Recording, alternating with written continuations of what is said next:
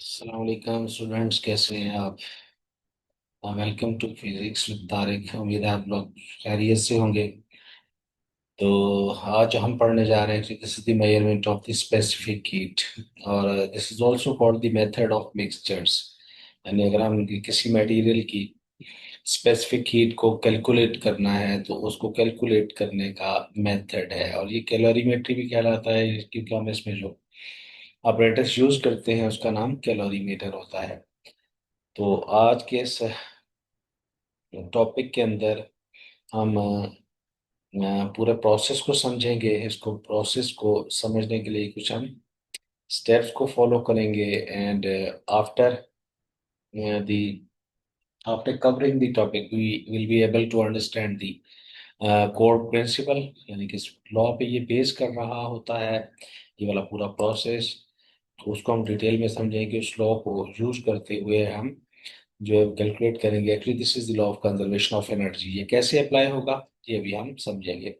और इसके बाद हमें देखना है कि इस पूरे प्रोसेस में, इस एक्सपेरिमेंट में अप्रेंटिस कौन सा वाला यूज होता है और उसका फंक्शन क्या है। फिर हम इसका पढ़ेंगे पूरा प्रोसीजर कि इस प्रैक्टिकल को, इस एक्सपेरिमेंट को परफॉर्म करने के लिए हम कौन से प्रोसीजर को फॉलो कर रहे होते हैं, कौन से स्टेप्स को फॉलो कर रहे होते हैं। फिर फाइनली डेफिनेटली इसका हम मैथमेटिक्स यानी फॉर्मूला को स्टेप बाय स्टेप कैसे इस फॉर्मूला को डिराइव करेंगे कि जिसकी मदद से हम किसी भी मटेरियल के सब्सटेंस के जो हीट कैपेसिटी है और स्पेसिफिक हीट को कैलकुलेट कैसे कर सकें, और यानी इस फॉर्मूला को हम डिराइव करने जा रहे हैं। तो इसको अब हम पूरे प्रोसेस को वन बाय वन प्रोसेस के तहत समझते हैं। तो पहले आते हैं हम जस्ट इंट्रोडक्शन पे थोड़ा सा क्लियर कर लें कि हम किस तरह से इस प्रॉब्लम को सॉल्व करने जा रहे हैं, यानी मेथड ऑफ मिक्सचर को हम किस तरह से समझेंगे, क्या अप्लाई करेंगे फॉर्मूला, क्या लॉजिक अप्लाई करेंगे। तो उसका जस्ट थोड़ा सा एक जनरल इंफॉर्मेशन जो कि हम पहले भी पढ़ चुके हैं उसको रिवाइज कर ले माइंड में, कि actually heat is a type of energy which travels from hot body to a cold body। Heat के फ्लो की जो नेचुरल डायरेक्शन है वो हमेशा हाई टेम्परेचर पे एक बॉडी है this is called hot reservoir, hot body, और दूसरी लोअर टेम्परेचर पे है this is called cold body. तो हीट हमेशा नेचुरली जो हीट का फ्लो होता है वो from hot body to a cold body होता है। तो इस तरह से जो heat lost by the hot body must be equal to the heat gained by the cold body।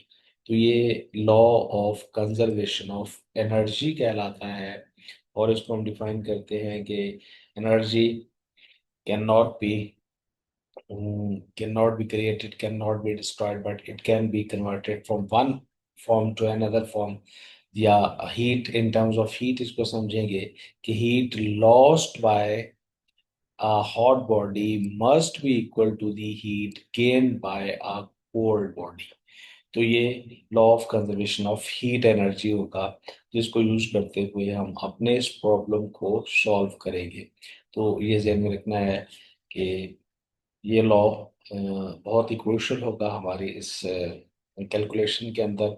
और जो एजम्पशन है इसमें कुछ लिमिटेशंस होती हैं या कुछ एजम्पशंस होती हैं जो ले रहे होते हैं। तो इसमें हमें ये एज्यूम करना है कि ड्यूरिंग दिस प्रोसेस यहाँ से हीट का लॉस नहीं हुआ है आउटर एटमॉस्फेयर के अंदर, या सिस्टम से बाहर हीट नहीं गई है।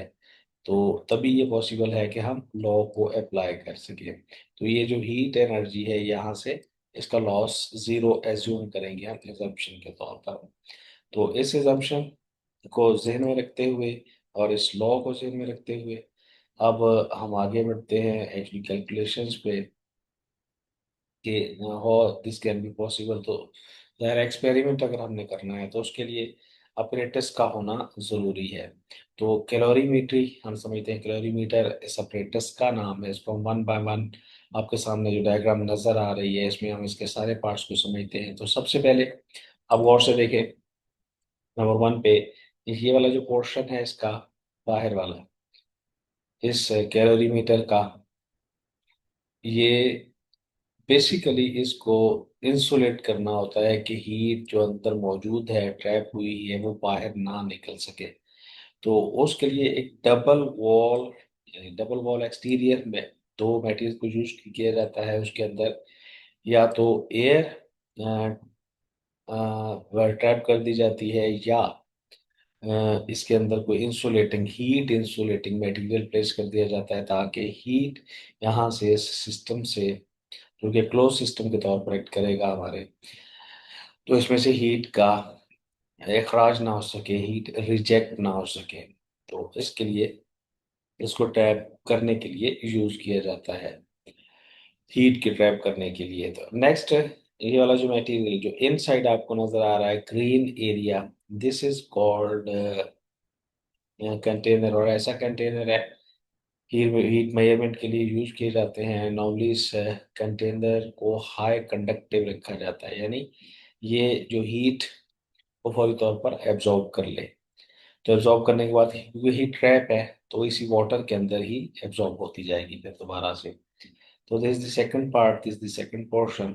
और एक स्टेरर होता है, यानी ये वाला मटेरियल, ये वाला कंपोनेंट है इस पूरे apparatus का। तो ये बेसिकली स्टेयर करने के लिए, पानी को हिलाने के लिए हम यूज कर रहे होते हैं। तो जब हम स्टेयर करते हैं वाटर को, तो उसकी प्रॉपर्टी है कि जो हीट सराउंडिंग के अंदर करीब करीब है, तो उसको ट्रेवल करने के लिए ज़्यादा टाइम ना लगे, यानी ये हीट सारी यूनिफॉर्मली डिस्ट्रीब्यूट हो जाए पूरे के पूरे वाटर के ऊपर। तो इसको हम जो है वो नॉर्मली आहिस्ता आहिस्ता स्टेयर करते रहते हैं, ताकि हीट की यूनिफॉर्म डिस्ट्रीब्यूशन पॉसिबल हो सके। तो हीट हर तरफ फैल जाएगी, तो टेम्परेचर सारा एक जैसा होगा फिर इस फ्लूइड का। और नेक्स्ट जो कंपोनेंट है, that is called thermometer. This is a device which is use to measure the temperature, क्योंकि हमें इनिशियल और फाइनल टेम्परेचर्स भी कैलकुलेट करने हैं, तो उसके लिए इस कंपोनेंट का होना भी ज़रूरी है। तो इसको भी वाटर के अंदर डिप किया जाता है, और इसकी मदद से हम टेम्परेचर के अंदर चेंज को कैलकुलेट कर लेते हैं, और इनिशियल और फाइनल वैल्यूज ऑफ टेम्परेचर को कैलकुलेट करते हैं। यहाँ पर अगर टेम्परेचर T1 है और after time some time rise होगा, तो ये टेम्परेचर राइज होने के बाद जो इसकी फाइनल वैल्यू आ जाएगी, तो हम जब चेंज कैलकुलेट करेंगे तो एक्चुअली फाइनल माइनस इनिशियल करते हैं, जैसा कि हम पढ़ चुके हैं पहले लेक्चर्स के अंदर। और फाइनल इसमें जो कंपोनेंट है, मानी वो वाला मटेरियल, लेट्स सपोज कि हम इसको सपोज कर रहे हैं, दिस इज दी सॉलिड, जो कि हॉट फॉर्म के अंदर होता है। और ज़हन में रखना है कि इस हमारे केस में, अभी हम जो पहले समझेंगे, ये जो हॉट फॉर्म के अंदर है, इसको हम हीट अप पहले करते हैं, और फिर इसको वाटर के अंदर ऐड किया जाता है, इस कैलोरीमीटर के अंदर ऐड किया जाता है। तो ये एक्ट करता है एज ए वो हॉट रेजर्वायर, या दूसरे लफ्जों में हम कह सकते हैं कि ये सोर्स ऑफ हीट के तौर पर एक्ट करता है। यानी यहाँ से हीट एब्जॉर्ब होगी, और इसको एब्जॉर्ब करने वाला जो कंपोनेंट है और मटेरियल है, दैट इज वाटर। तो ये एब्जॉर्बर है वाटर, और हीट रिजेक्ट करेगा सोर्स, यानी जो सॉलिड सिलेंडर है किसी मटेरियल का और मेटल का, इसको हमने हीट अप किया होगा, और इसको एब्जॉर्ब करेगा वाटर। तो वाटर क्योंकि एट लोअर टेम्परेचर है, तो इसको हम कहते हैं कि ये एज ए सिंक एक्ट करता है, या as as an absorber act करता है, हीट एब्जॉर्बर। तो इस तरह से पूरी कैलकुलेशन जो है वो अलहदा से अभी हम समझते हैं। तो ये बेसिकली बेस और बुनियादी कंपोनेंट्स हैं या parts of the experimental arrangement है, जिसको हम ऑपरेटर्स कह रहे होते हैं। ये डिफरेंट apparatus और पार्ट्स ऑफ द एक्सपेरिमेंट। अब हम बढ़ते हैं नेक्स्ट पे कि जब हम कैलकुलेशंस करेंगे, तो जैसा मैंने अभी आपको बताया था कि जो सॉलिड सिलेंडर है, वो as a heat source act कर रहा है। तो अब उसकी मेजरमेंट सबसे पहले हमने करनी होती है, उसके मास को कैलकुलेट करना है, mass of this solid object को, और उसके बाद उसकी नोन होनी चाहिए या अननोन होनी चाहिए स्पेसिफिक हीट उस सॉलिड की। वो हम डिपेंड, अभी हम लास्ट में जाके समझेंगे कि फिर हम किस तरह से इसकी वैल्यूज को पुट करके सेकंड ऑब्जेक्ट की और सब्सटेंस की और मटेरियल की हीट कैपेसिटी को फाइंड आउट कर सकते हैं। This is the initial temperature. Initial temperature का मतलब है कि जब सॉलिड गर्म हो चुका होता है, उसको हम जो है वो गर्म करते हैं खास टेम्परेचर तक, तो उसका जो इनिशियल टेम्परेचर होगा वो T1 कहलाएगा। अब सेकंड है जिसने वो वाला मटेरियल और सब्सटेंस और एज ए कोल्ड रेजरवायर के तौर पर एक्ट करने वाला मटेरियल, जिसको हमने हीट सिंक भी कहते हैं, ये हीट यहाँ तक यहाँ पर रिजेक्ट होगी, तो that is the water in our case. उसमें उसकी भी कैलकुलेशन चाहिए, तो इसके लिए दोनों की कैलकुलेशंस के लिए और मेजरमेंट के लिए, मैथ की मेजरमेंट के लिए जो वो हम यूज कर रहे होते हैं apparatus, that is called balance. Electronics balance होता है नॉर्मली, तो उसकी वजह से हम इसकी मेजरमेंट कर रहे होते हैं। M W is the mass of the water, C W is the specific heat of the water which is known value. अगर हम सॉलिड के लिए कैलकुलेट कर रहे हैं तो ये इसका नोन होना जरूरी है। और इस तरह से M C is the mass of the calorimeter और स्टेयर जो भी हम यूज कर रहे होते हैं इस एपरेटिस के तौर पर, तो वो भी किसी मटेरियल का ही बना होता है, तो उसका भी पता होना जरूरी होता है। और specific heat of the calorimeter, यानी जिस मटेरियल से बना हुआ है उस मटेरियल का इंटरनल जो केसिंग अभी हमने एपरेटिस के अंदर देखी थी, उसकी जो स्पेसिफिक हीट है वो सीसी है कैलोरीमीटर की। And T2 is the initial temperature of the cold reservoir. Calorimeter भी हो सकता है और वाटर भी हो सकता है। तो इनका जो इनिशियल, क्योंकि ये इनिशियली कूल डाउन है या इनका टेम्परेचर कम है as compare to the solid जो कि गर्म फॉर्म के अंदर हमने ऐड करना था।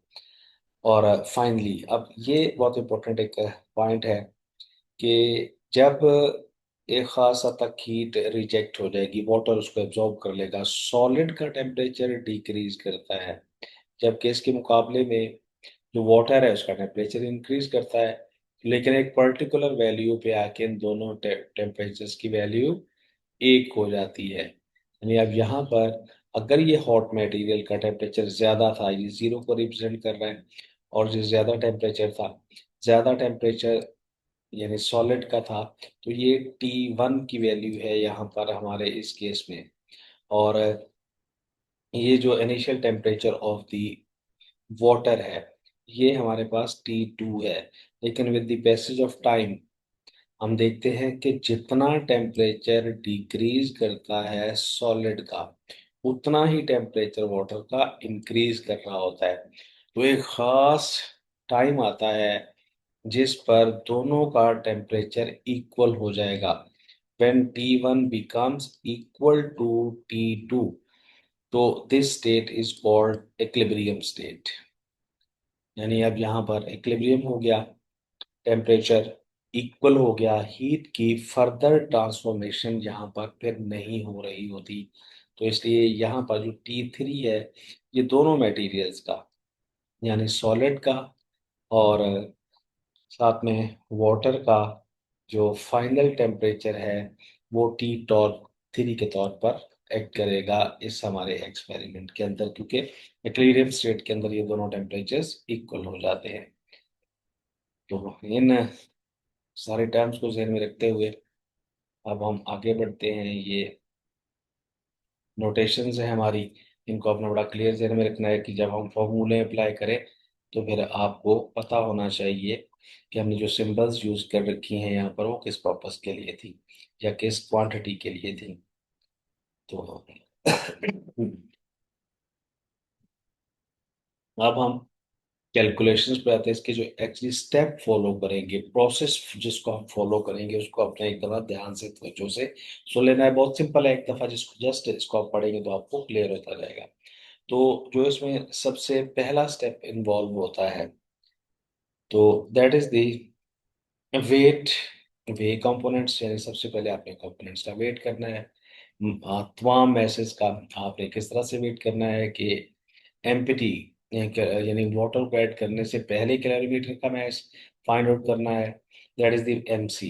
और उसके बाद सॉलिड का हम, जो कि सॉलिड सिलेंडर की फॉर्म में है, वो उसमें ऐड करना है, तो उसका भी हम मैस फाइंड आउट कर लेंगे, मेजर कर लेंगे by using the balance, electronic balance. Step 2 के अंदर हमने जो सिंक है यानी वाटर है, वो हमारे पास यहाँ पर एक सेकंड मटेरियल के तौर पर एक्ट करेगा, एज ए सिंक या एज ए एब्जॉर्बर एक्ट करेगा। तो उसका भी मैच कर लेना है, मैच ऑफ वाटर MW से रिप्रेजेंट किया जाएगा, और उसका टेम्परेचर जो इनिशियल है वो T2 के इक्वल होगा। और इस तरह से आपने सोर्स को हीट अप करना है, यानी जो सिलेंडर हमने डिप करना है वाटर के अंदर, तो उसका टेम्परेचर इनिशियल जब गर्म करने के बाद होगा, तो उसको हम बॉइलिंग वाटर के अंदर प्लेस करते हैं या उसको वैसे गर्म करें, तो उसका जो मैक्सिमम टेम्परेचर होगा दैट इज द T1, यानी इनिशियल टेम्परेचर होगा।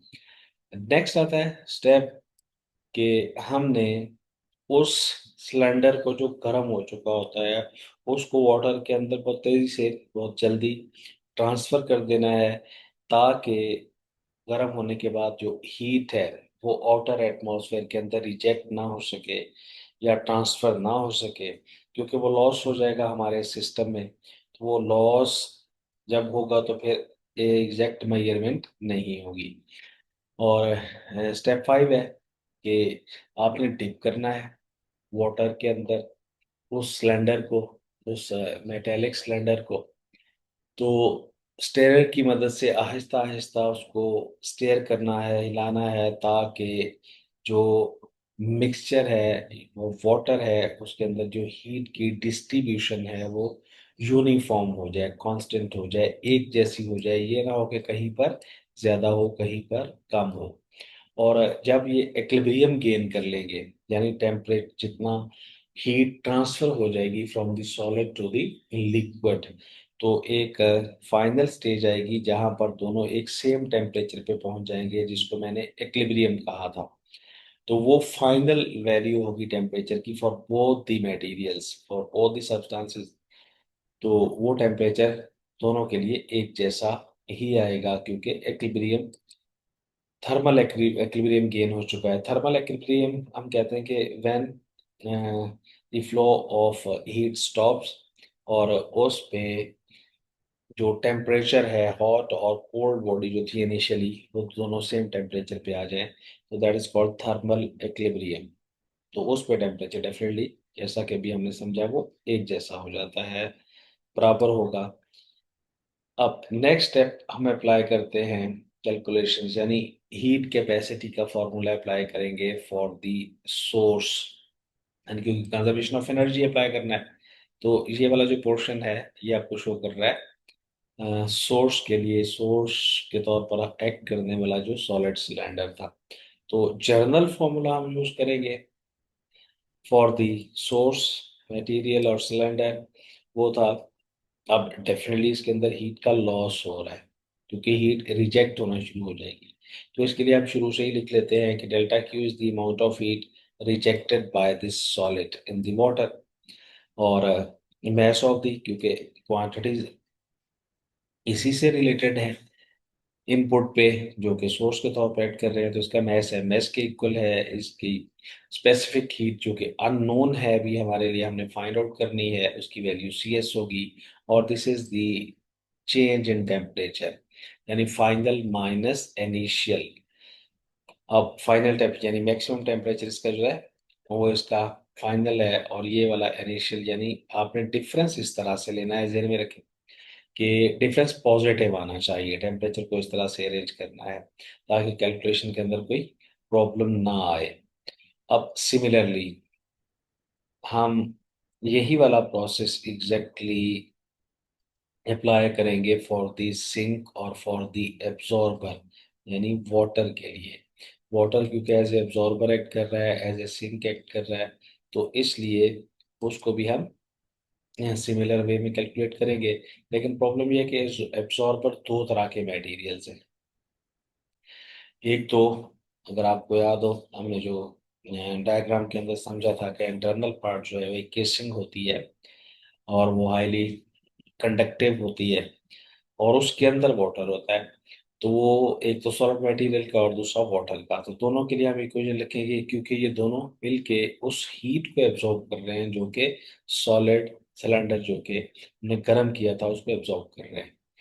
तो इक्वेशन के इस पार्ट के अंदर हम सेम स्पेसिफिक हीट वाला फॉर्मूला लिखेंगे, लेकिन ये हम वाटर के लिए इसको चेंज कर देंगे, यानी एक्सचेंज ऑफ हीट को भी heat absorb by the water, और ये M W mass of water, C W जो कि हीट कैपेसिटी है, और this is the difference of temperature. यानी जब इनिशियल टेम्परेचर और फाइनल टेम्परेचर का डिफरेंस लेंगे, विद पॉजिटिव वैल्यू लेना है, तो ये चेंज आएगी टेम्परेचर के अंदर, वो कोल्ड से हॉट वाटर में कन्वर्ट होगा, तो टेम्परेचर डेफिनेटली चेंज हो जाएगा।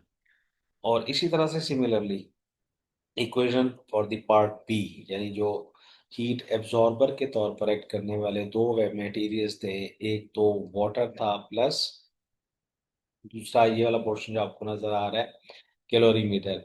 इन दोनों का आप अलग अलग से इक्वेशन लिखेंगे, क्योंकि ये दोनों एज ए सिंक एक्ट कर रहे हैं, एज एब्जॉर्बर्स एक्ट कर रहे हैं। तो इसकी इक्वेशन भी सिमिलरली हमने लिख ली जैसा कि ऊपर लिखी है, यानी heat absorb by the calorimeter, QC है, MC is the mass of calorimeter, C is the specific heat, और T3 minus T2 is the difference of temperature, जो कि हीट को एब्जॉर्ब करने से पहले और बाद क्या टेम्परेचर का डिफरेंस है। अब जब हम इसको कैलकुलेट कर चुके हैं, तो दोनों को कंबाइन कर लेंगे, यानी total gain of heat will be equal to heat absorb by the water plus heat absorb by the calorimeter. यानी अगर वाटर के लिए हम एच डब्ल्यू रिप्रेजेंट करेंगे, तो heat absorb by the water plus heat absorb by the calorimeter. जब हम इन दोनों इक्वेशंस को कंबाइन करेंगे, यानी ऐड करेंगे, तो अब ये डिफरेंस आ जाएगा, सॉरी इनको ऐड कर लिया हीट गेन को, तो that will be equal to M W C W plus M C C C और T3 माइनस T2। यानी दोनों को ऐड करने के बाद ये वाली वैल्यू दोनों में कॉमन आ गई, बाकी ऐड हो गया। अब हमारे पास हीट लॉस्ट भी की इक्वेशन भी आ गई, जो हमने लास्ट वाले प्रीवियस वाले पेज पे पढ़ी अभी। और इस तरह से ये वाली हीट लॉस की heat gain by the system जो था, जिसमें दो मटेरियल्स थे, उन्होंने मिलके हीट को एब्जॉर्ब किया, तो वो हमारे पास ये इक्वेशन भी बन गई। अब हम फाइनल स्टेज पे आते हैं। फाइनल स्टेज है law of conservation of heat energy, जो कि हम पहले पढ़ चुके हैं।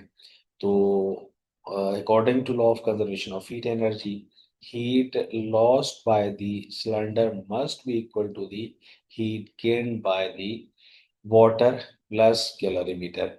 तो ये इक्वलाइज कर दिया है इनको, और हमारे लिए अननोन वैल्यू है CS, तो ये MS भी इधर आके डिवाइड हो जाएगा इस वैल्यू के साथ, और T2 माइनस T3 भी इधर आके डिवाइड हो जाएंगे। तो फाइनल जो इक्वेशन होगी CS, यानी this is the heat capacity of the cylinder जिसको हमने डिप किया था, that will be equal to MW CW plus MC CC, और ये डिफरेंस ऑफ टेम्परेचर यानी T3 माइनस T2, और similarly MS T1 minus T3।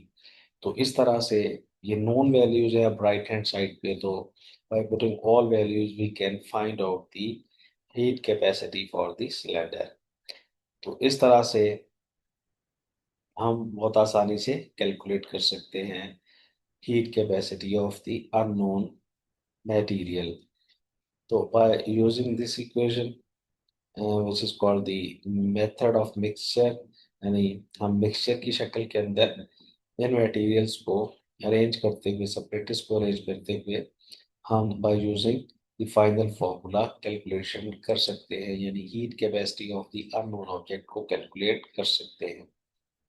तो अब अगर हम इस पूरे टेबल को कंपेयर करें, तो वो कुछ इस तरह से, यानी कंपैरिजन टेबल अगर हम बनाते हैं इसका, वो कुछ इस तरह से बनेगा कि इसमें हमारे पास जो स्टैंडर्ड मेथड है सॉलिड को कैलकुलेट करने के लिए यूज करते हैं, और अगर उसको हम मॉडिफाई करेंगे लिक्विड के लिए, यानी वाटर के लिए फाइंड आउट करने के लिए, तो फिर इसके अंदर जो रिक्वायर्ड चेंजेस हैं वो ये वाली होगी जो हम अभी देखेंगे।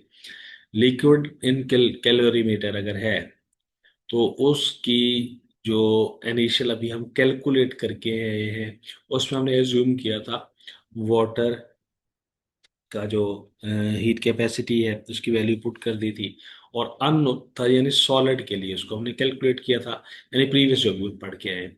अगर हम कैलकुलेट कर सकते हैं लिक्विड का, कैलकुलेशंस करनी है हमने, तो अब जो चेंजेस करनी है हमने कि अब C1 की जगह पर आपने रिप्लेस कर देना है CW को, और इस तरह से क्योंकि सॉलिड के लिए इसको हम कैलकुलेट कर ले, तो जब हम रिप्लेस करेंगे तो हमारा मॉडिफाइड फॉर्म के अंदर फॉर्मूला आएगा। लेकिन नॉर्मली आपको ये वाला पहले वाला जो हमने डिराइव किया है यही वाला फॉर्मूला याद होना चाहिए।